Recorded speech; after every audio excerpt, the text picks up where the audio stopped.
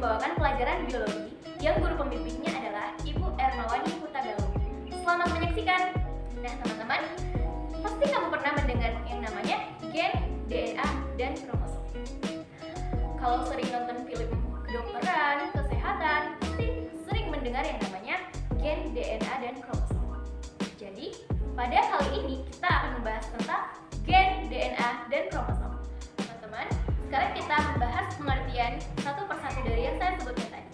Yang pertama, gen. Apa sih gen itu? Jadi teman-teman, gen itu adalah substansi pembawa materi genetik yang diwariskan dari induk kepada keturunannya. Jadi, gen itu terbagi dua, yaitu DNA dan RNA. Jadi, gen itu terbagi menjadi dua, yaitu DNA dan RNA. DNA itu adalah deoksiribonucleic acid dan RNA itu ribonucleic acid.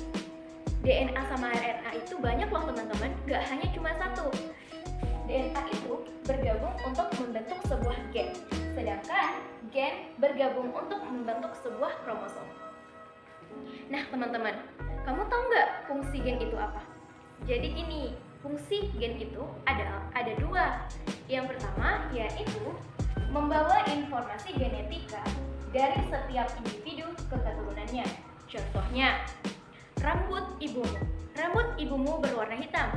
Nanti pasti kamu rambutnya akan berwarna hitam. Yang kedua, sebagai pengatur metabolisme untuk perkembangan setiap makhluk hidup. Jadi itulah fungsi gen. Oh iya teman-teman, DNA dan RNA itu ada basa nitrogennya juga loh. Mau tahu gambarnya seperti apa? Kalau yang ini namanya basa nitrogen DNA. Sementara yang ini adalah basa nitrogen RNA. Jadi teman-teman, kita pernah bertanya, gen itu adanya di sebelah mana ya? Jadi, gen itu terletak pada segmen atau lokus yang ada di dalam kromosom. Pada gen itu, ada yang dominan, ada yang resesif. Jadi, kalau yang dominan itu dilambangkan dengan huruf besar, seperti berikut ini. Sementara kalau yang resesif itu dilambangkan dengan huruf kecil, seperti ini. Oh iya, kamu nggak boleh lupa nih, kalau gen itu terletak pada lokus yang bersesuaian dengan fungsi yang sama.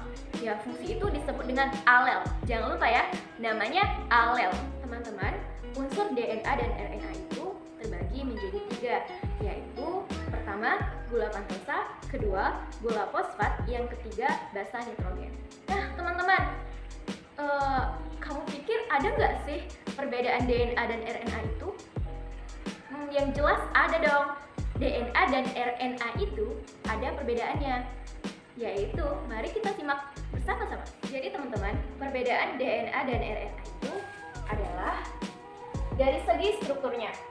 Struktur DNA itu adalah double helix, sedangkan RNA itu adalah strukturnya tunggal. Dari segi komponen gula, DNA itu komponen gulanya deoksiribosa, sementara RNA itu komponen gulanya ribosa.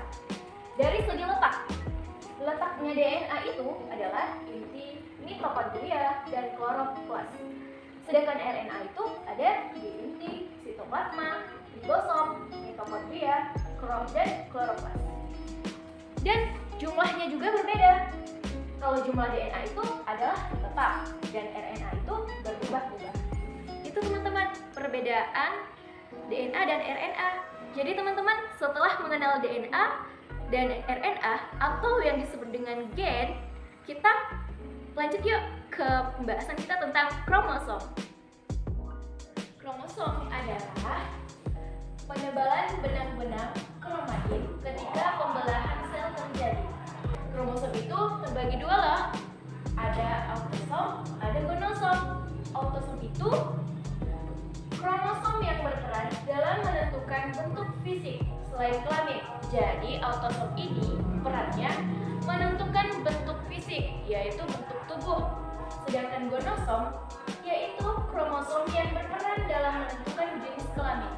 Jadi pada bayi atau janin, penentuan kelamin kromosom. Oh iya teman, bagian-bagian pada kromosom itu ada 3. Yang pertama kromatid, yang kedua sentromer, dan yang ketiga kinetop. Kamu tahu nggak sih, kromosom itu bentuknya ada banyak loh.